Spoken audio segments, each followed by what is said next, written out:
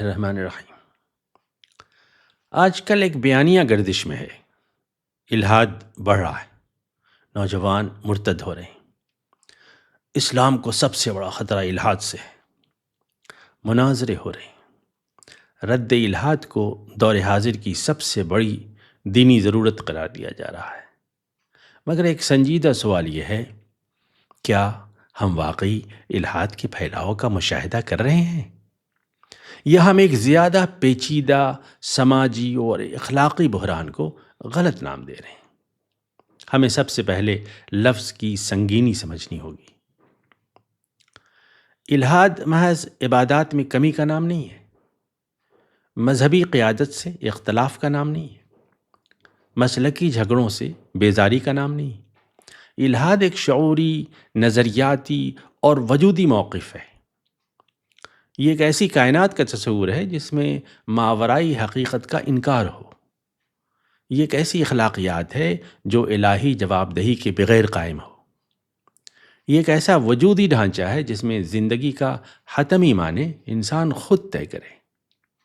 یہ سب کسی وقتی رد عمل سے حاصل نہیں ہوتا، یہ مطالعہ، استدلال اور شعوری فیصلہ مانگتا ہے۔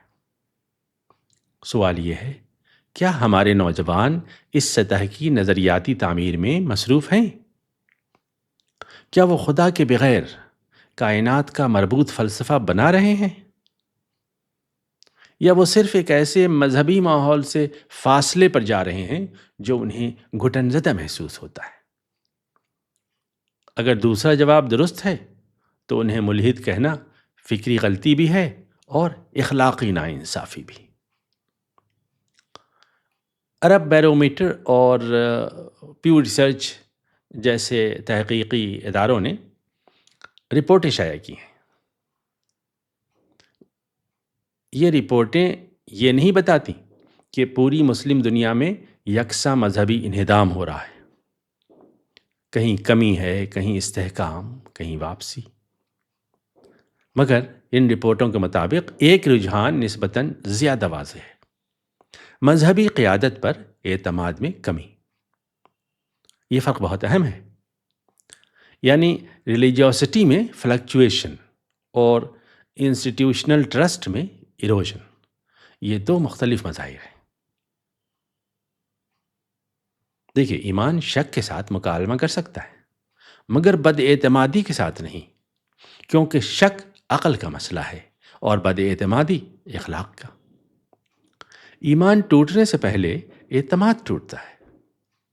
جب ہم ہر فاصلے کو الحاد کہہ دیتے ہیں تو ہم دراصل سوال سے بچ نکلنے کی کوشش کرتے ہیں۔ الحاد کے بیانیے میں ہم ایک بیرونی دشمن پکڑ لیتے ہیں۔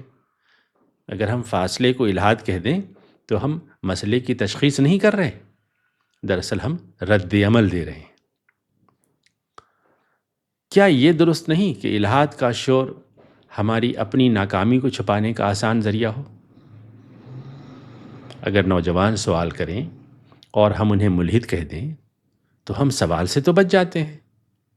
سوال دبایا جا سکتا ہے مگر ختم نہیں ہوتا، وہ دل کے کسی کونے میں چپ ہو کر بیٹھ جاتا ہے اور خاموشی میں زیادہ خطرناک ہو جاتا ہے۔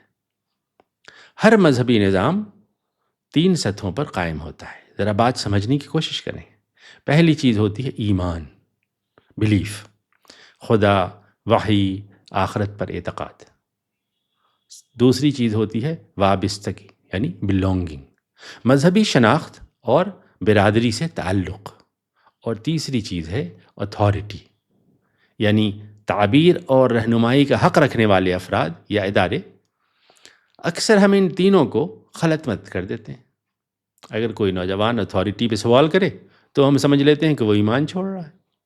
اگر وہ سماجی وابستگی سے فاصلے پر جائے تو ہم یہ نتیجہ نکال لیتے ہیں کہ وہ خدا سے دور ہو گیا۔ مگر ایپسٹیمولوجیکلی یہ 3 الگ سطحیں ہیں۔ زیادہ تر نوجوانوں کا بحران بلیف کا نہیں، بلونگنگ کا ہے، اتھارٹی کا ہے۔ یہ فرق نہ سمجھنا خود ایک فکری سادگی ہے۔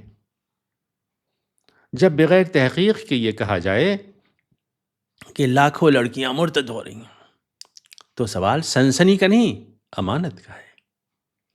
اعداد جب ثبوت کے بغیر بولے جائیں تو وہ دلیل نہیں رہتے، وہ ہتھیار بن جاتے ہیں۔ خوف وقتی جوش پیدا کرتا ہے، مگر اعتماد ہی ایمان کو زندہ رکھتا ہے۔ دیکھا جائے تو الہاد کا بیانیہ دراصل ایک مفروضہ بیرونی دشمن پر وار کرتا ہے اور اس طرح خود کو اندرونی احتساب سے بچا لیتا ہے۔ چند برس پہلے ہندوستانی مسلمانوں نے ایک شدید اضطرابی لمحہ دیکھا۔ CANRC کی تحریک نے ایک طرح کی ایگزسٹنشل کرائسس پیدا کی۔ وہاں سوال کاغذات کا نہیں تھا، وہاں سوال شناخت اور مستقبل کا تھا۔ یہ انتظامی نہیں، سیاسی مسئلہ تھا۔ اس موقع پر ایک اہم مشاہدہ سامنے آیا۔ یہ کہنا درست نہیں کہ مذہبی قیادت مکمل طور پر غائب تھی، لیکن اجتماعی احساس یہ بنا کہ مذہبی قیادت واضح اور فیصلہ کن انداز میں سامنے نہیں آئی۔ بعض حلقوں کی توجہ زیادہ تر دستاویزات، قبالوں اور قانونی تیاری پر مرکوز رہی، جبکہ نوجوانوں کے نزدیک مسئلہ محض کاغذ دکھانے کا نہیں تھا، بلکہ سیاسی ارادے کا تھا۔ یہاں ایک نفسیاتی موڑ پیدا ہوا، جب نوجوانوں کو محسوس ہوا کہ جس قیادت کو وہ امت کا پاسبان سمجھتے تھے، وہی قیادت خطرے کے عین لمحے میں محتاط، مبہم یا پس منظر میں ہے، تو اعتماد میں لرزش آئی۔ یہ بغاوت نہیں تھی، یہ موازنہ تھا۔ انہوں نے دیکھا کہ سڑکوں پر نوجوان تھے، یونیورسٹیوں کی طالبات تھیں، خوف تھا مگر عزم بھی تھا، اور مذہبی قیادت وہ کبھی کبھار حاشیے پر اور اکثر تماشائی کے طور پر دکھائی دی۔ یہ پرسیپشن درست تھا یا مبالغہ؟ یہ سوال ثانوی ہے۔ اہم بات یہ ہے کہ پرسیپشن نے اثر ڈالا، اور جب توقیر پرسیپشن سے جڑی ہو تو اعتماد بھی اسی سے متاثر ہوتا ہے۔ یہاں دراڑ نظریے میں نہیں پڑی، رشتے میں پڑی۔ نوجوانوں نے پہلی بار سوچا، اگر اخلاقی جرات ہمیں خود دکھانی ہے تو پھر قیادت کی معنویت کیا ہے؟ یہ سوال دین کے خلاف نہیں تھا، دین کے نمائندوں کے خلاف تھا۔ یہ بغاوت نہیں تھی، یہ موازنہ تھا۔ نوجوانوں نے پہلی بار دیکھا کہ اخلاقی جرات اور مذہبی منصب ایک ہی چیز نہیں، اور یہی مشاہدہ دراڑ بن گیا۔ یہ دراڑ دین میں نہیں تھی، یہ نمائندگی میں تھی، اور اگر نمائندگی کمزور ہو جائے تو ہر سوال الہاد نہیں ہوتا۔ کبھی وہ صرف یہ کہتا ہے کہ ہم اس دین کو ایسے نہیں جینا چاہتے۔ 17ویں صدی یورپ کی مثال لیجیے۔ 17ویں صدی کی مذہبی جنگوں نے یورپ کو فوراً ملحد نہیں بنایا، انہوں نے مذہبی اشرافیہ کی ساکھ کمزور کی۔ جب مذہب اقتدار کے قریب اور عدل سے دور ہو جائے تو پہلے ایمان تھکتا ہے۔ تھکن خاموشی پیدا کرتی ہے، خاموشی فاصلے پیدا کرتی ہے، فاصلہ نظریاتی انکار سے پہلے آتا ہے۔ ہم نوجوانوں سے سوال کرتے ہیں، تم کیوں دور ہو رہے ہو؟ مگر جو رہنمائی کا دعویٰ کرتا ہے وہ بھی جواب دہ ہے۔ جو تعبیر کا حق اپنے پاس رکھتا ہے وہ محض نمائندہ نہیں، امین ہوتا ہے۔ احتساب صرف عوام کا نہیں ہوتا، قیادت کا بھی ہوتا ہے۔ اگر دراڑ پیدا ہو رہی ہے تو سوال صرف نیچے سے نہیں اٹھے گا، اوپر بھی اٹھے گا۔